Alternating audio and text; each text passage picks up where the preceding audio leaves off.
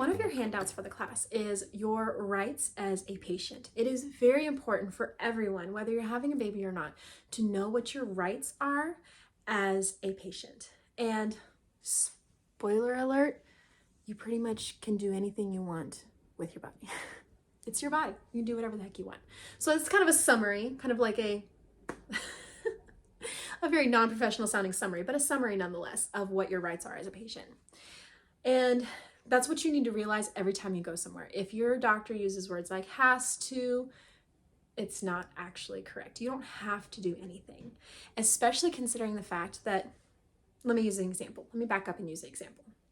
So one of the things that happens sometimes in hospitals is a mom doesn't want to get induced, and her care provider, who might not be a super awesome care provider, wants to encourage her to be induced. And so he will use phrasing that will make the mom feel like if she doesn't do what he recommends, then he will drop her from his care, and then she won't have prenatal care for the rest of her pregnancy. And then what happens when she goes into labor? Well, I'm going to tell you a few things about that. One, a doctor is legally required to give you 30 days notice. That's 30, a whole month's notice before he drops you from his care.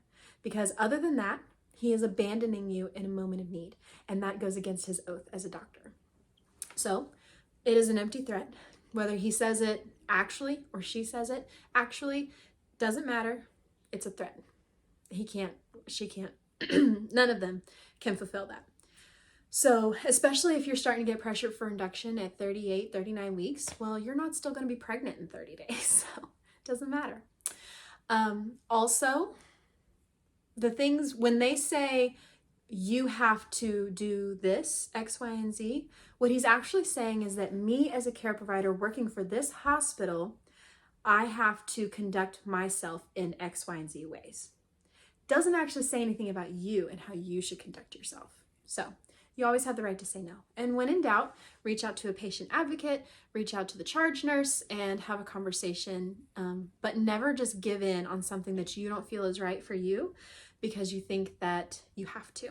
And read over every one of those patient rights in the handout. It's super helpful to give you an idea of what's expected from our system for you to have.